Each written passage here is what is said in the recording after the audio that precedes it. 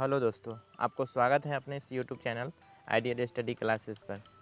अगर आप इस चैनल पर नए हैं तो वीडियो को सब्सक्राइब कर लें ताकि अगला वीडियो का नोटिफिकेशन आपके पास पहुंच सके। अगर इस वीडियो का पीडीएफ चाहते हैं तो डिस्क्रिप्शन में लिंक दे दिया जाएगा, वहां से आप डाउनलोड कर लीजिएगा। तो देखिए, पहला जो क्वेश्चन बोल रहा है कि एक उत्तल दर्पण द्वारा बना प्रतिबिंब होता है, यानी कि एक उत्तल दर्पण है, उसके द्वारा प्रतिबिंब का निर्माण कैसे होता है। तो आपका राइट आंसर हो जाएगा ऑप्शन नंबर सी, काल्पनिक तथा सीधा प्रतिबिंब बनता है। उत्तल दर्पण में काल्पनिक तथा सीधा प्रतिबिंब बनता है। चलिए अगला क्वेश्चन की ओर हम लोग बढ़ते हैं। दूसरा नंबर क्वेश्चन देखिए कि गोलीय दर्पण की फोकस दूरी उसकी वक्रता त्रिज्या की क्या होती है। गोलीय दर्पण की फोकस दूरी उसकी वक्रता त्रिज्या की क्या होती है।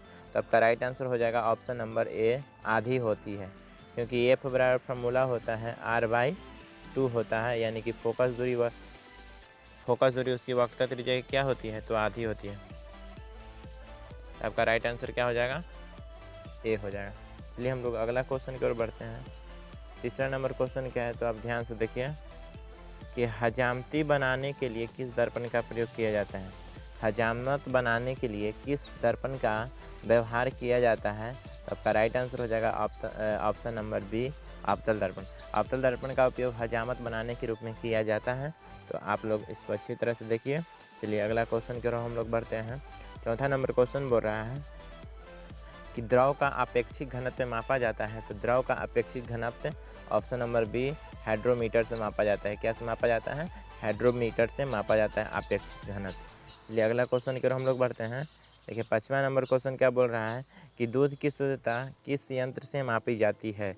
दूध की शुद्धता किस यंत्र से मापी जाती है। तो आपका राइट आंसर हो जाएगा ऑप्शन नंबर ए, लैक्टोमीटर से मापी जाती है। किससे मापी जाती है, लैक्टोमीटर से मापी जाती है। चलिए अगला क्वेश्चन की ओर हम लोग बढ़ते हैं। छठा नंबर क्वेश्चन देखिए कि मोटर गाड़ी के चालक के सामने लगा रहता है। मोटर गाड़ी के चालक के सामने लगा रहता है, यानी कि कौन सा दर्पण लगा हुआ रहता है। तो आपका उत्तल दर्पण लगा हुआ रहता है। आपका राइट आंसर हो जाएगा ऑप्शन नंबर ए। चलिए अगला क्वेश्चन की ओर हम लोग बढ़ते हैं। सातवां नंबर क्वेश्चन देखिए कि फोटोग्राफिक कैमरे का अभिदृश्यक होता है।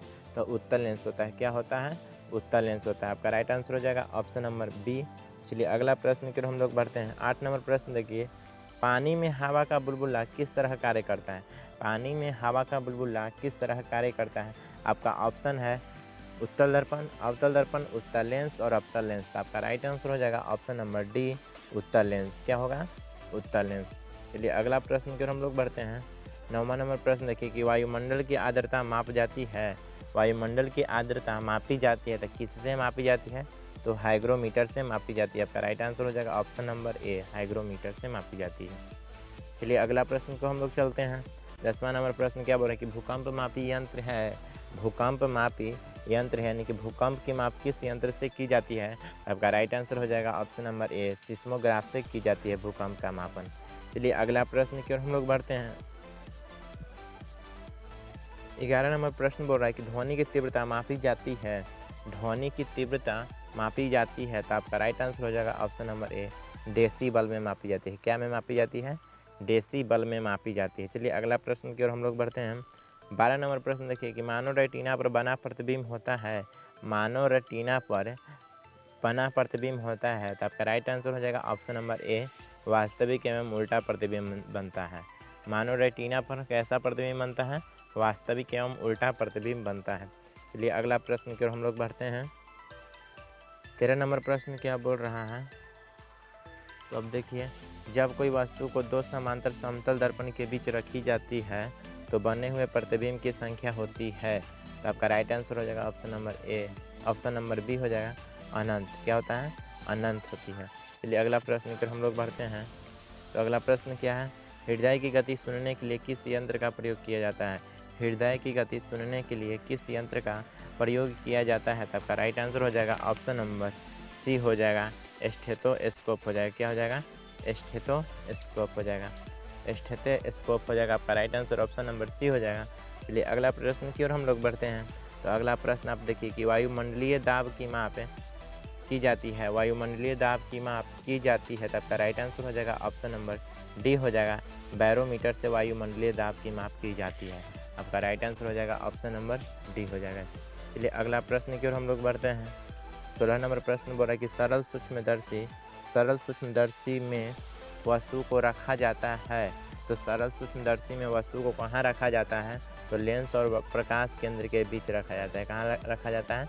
लेंस और प्रकाश केंद्र के बीच रखा जाता है। तो आपका राइट आंसर हो जाएगा ऑप्शन नंबर ए आपका सही हो जाएगा। चलिए अगला प्रश्न की ओर बढ़ते हैं। 17 नंबर प्रश्न क्या बोल रहा है, तो आप लोग ध्यान से देखिए। वनस्पति तेलों से कृत्रिम घी बनाने में किस उत्प्रेरक का प्रयोग किया जाता है? वनस्पति तेलों से कृत्रिम घी बनाने के लिए किस उत्प्रेरक का प्रयोग किया जाता है? तो आपका राइट आंसर हो जाएगा ऑप्शन नंबर सी, निकेल का। क्या होता है? निकेल का। यहाँ भी गलत है, निकेल का संकेत होता है Na होता है निकेल। चलिए अगला प्रश्न की ओर हम लोग बढ़ते हैं। 18 नंबर प्रश्न को देखिए। अमोनिया गैस बनाने की हैबर विधि में किस उत्प्रेरक का प्रयोग किया जाता है? अमोनिया गैस बनाने में की हैबर विधि में किस उत्प्रेरक का उपयोग किया जाता है? तो आपका राइट आंसर हो जाएगा ऑप्शन नंबर ए, लोहा चूर्ण का प्रयोग किया जाता है। किसका? लौह चूर्ण का प्रयोग किया जाता है। चलिए अगला प्रश्न की ओर हम लोग बढ़ते हैं। 19 नंबर प्रश्न देखिए आप कि अवतल दर्पण में वस्तु का प्रतिबिंब दर्पण के पीछे काल्पनिक सीधा तथा वस्तु से बड़ा बनता है जब वस्तु होती है, यानी कि जब वस्तु को कहाँ रखा जाता है तो काल्पनिक सीधा तथा वस्तु से बड़ा प्रतिबिंब बनता है। तो फोकस और ध्रुव के बीच रखा जाता है। कहाँ रखा जाता है? फोकस और ध्रुव के बीच। आपका राइट आंसर हो जाएगा ऑप्शन नंबर डी आपका राइट आंसर हो जाएगा। चलिए अगला प्रश्न की ओर हम लोग बढ़ते हैं। अगला प्रश्न देखिए क्या कह रहा है। 20 नंबर प्रश्न क्या बोल रहा है कि रक्त की दाब किस यंत्र से मापा जाता है? रक्त की दाब किस यंत्र से मापा जाता है? तो आपका राइट आंसर हो जाएगा ऑप्शन नंबर बी, स्फेग्मोमैनोमीटर से मापी जाती है। रक्त की दाब किससे मापी जाती है? स्फेग्मोमैनोमीटर से मापी जाती है। चलिए अगला प्रश्न की ओर हम लोग बढ़ते हैं। अगला प्रश्न क्या बोल रहा है, तो ध्यान से देखिए। अगला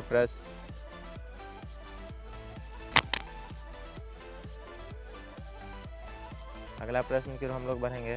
तो देखिए अगला प्रश्न बोल रहा है कि ट्रांसफार्मर का क्रोड बना होता है। तो ट्रांसफार्मर का क्रोड बना होता है। आपका राइट आंसर हो जाएगा ऑप्शन नंबर ए सही हो जाएगा, नरम लोहा का बना होता है। आपका राइट आंसर हो जाएगा ऑप्शन नंबर ए, नरम लोहा आपका सही हो जाएगा। चलिए अगला प्रश्न की ओर हम लोग बढ़ते हैं। अगला प्रश्न क्या बोल रहा है, तो आप लोग ध्यान से समझिए। 22 नंबर प्रश्न को देखिए।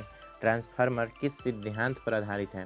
ट्रांसफार्मर किस सिद्धांत पर आधारित है? तो आपका राइट आंसर हो जाएगा ऑप्शन नंबर बी, विद्युत चुम्बकीय प्रेरण के नियम पर आधारित है। ट्रांसफार्मर किस सिद्धांत पर आधारित है? विद्युत चुम्बकीय प्रेरण के नियम पर आधारित है। दोस्तों वीडियो को सब्सक्राइब जरूर कर दीजिएगा। चलिए अगला प्रश्न की ओर बढ़ते हैं हम लोग। अगला प्रश्न क्या बोल रहा है, 23 नंबर प्रश्न देखिए कि ट्रांसफार्मर प्रयुक्त होता है। तो ट्रांसफार्मर प्रयुक्त होता है, तो आपका राइट आंसर हो जाएगा option number D, AC voltage में उपचयन या अपचयन। आपका राइट आंसर हो जाएगा ऑप्शन नंबर डी। चलिए अगला प्रश्न की ओर हम लोग बढ़ते हैं।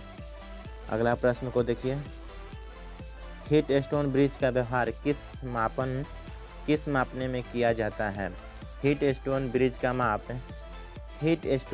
का व्यवहार किसे मापने में किया जाता है? तो आपका राइट आंसर हो जाएगा प्रतिरोध मापने में किया जाता है। किसका? प्रतिरोध मापने में हीट स्टोन ब्रिज का व्यवहार किया जाता है। चलिए अगला प्रश्न की ओर हम लोग चलते हैं। 25 नंबर प्रश्न आप देखिए कि पानी के अंदर ध्वनि सुनने का यंत्र कहलाता है। तो पानी के अंदर ध्वनि सुनने का यंत्र हाइड्रोफोन कहलाता है। क्या कहलाता है? हाइड्रोफोन कहलाता है। आपका राइट आंसर हो जाएगा ऑप्शन नंबर डी। चलिए अगला प्रश्न की ओर हम लोग बढ़ते हैं। 26 नंबर प्रश्न देखिए कि लाउड स्पीकर में परिवर्तन होता है। लाउड स्पीकर में परिवर्तन होता है, तो आपका राइट आंसर हो जाएगा ऑप्शन नंबर बी सही हो जाएगा, विद्युत से। सॉरी देखिए क्वेश्चन थोड़ा सा मिस्टेक है, क्वेश्चन को देख लेते हैं फिर से। क्वेश्चन क्या है? लाउड स्पीकर में ऊर्जा परिवर्तन होता है, तो सही क्वेश्चन है। आपका राइट आंसर हो जाएगा ऑप्शन नंबर बी, विद्युत से यांत्रिक एवं यांत्रिक से ध्वनि ऊर्जा में परिवर्तित करता है लाउड स्पीकर। आपका सही है। चलिए अगला प्रश्न की ओर हम लोग चलते हैं।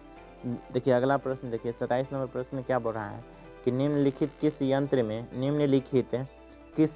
में यांत्रिक ऊर्जा विद्युत ऊर्जा में परिवर्तित होती है? यांत्रिक ऊर्जा विद्युत ऊर्जा में परिवर्तित होती है। आपका राइट आंसर हो जाएगा ऑप्शन नंबर डी, डायनेमो। क्या होगा? ऑप्शन नंबर डी, डायनेमो आपका राइट आंसर हो जाएगा। चलिए अगला प्रश्न की ओर हम लोग बढ़ते हैं। 28 नंबर प्रश्न में क्या बोल रहा है? आपका राइट आंसर हो जाएगा ऑप्शन, देखिए 28 नंबर प्रश्न बोल रहा है कि निम्नलिखित में से कौन सी युक्ति विद्युत ऊर्जा को यांत्रिक ऊर्जा में परिवर्तित करता है। यानी कि जो विद्युत ऊर्जा है को यांत्रिक ऊर्जा में परिवर्तित कौन करता है, तो विद्युत मोटर करता है। कौन करता है, विद्युत मोटर करता है आपका। और डायनेमो की बात कर लिया जाए तो डायनेमो क्या करता है कि यांत्रिक ऊर्जा को विद्युत ऊर्जा में परिवर्तित करता है, यानी कि विद्युत मोटर का ऑपोजिट कार्य करता है डायनेमो। इसलिए अगला प्रश्न की ओर हम लोग चलते हैं। 29 नंबर प्रश्न क्या बोल रहा है, तो आप लोग ध्यान से देखिए। 29 नंबर प्रश्न बोल रहा है कि रासायनिक ऊर्जा का विद्युत ऊर्जा में परिवर्तन होता है, तो रासायनिक ऊर्जा को विद्युत ऊर्जा में परिवर्तित करता है बैटरी। क्या करता है, बैटरी को करता है रासायनिक ऊर्जा को विद्युत ऊर्जा में परिवर्तित कर देता है। चलिए अगला प्रश्न की ओर हम लोग चलते हैं। 30 नंबर प्रश्न देखिए कि रेक्टिफायर का प्रयोग किया जाता है। रेक्टिफायर का प्रयोग किया जाता है एसी को डीसी में बदलने के लिए किया जाता है। किसके किया जाता है, एसी को डीसी में बदलने के लिए, यानी कि अल्टरनेट करंट को डायरेक्ट करंट में बदलने के लिए किया जाता है रेक्टिफायर का प्रयोग।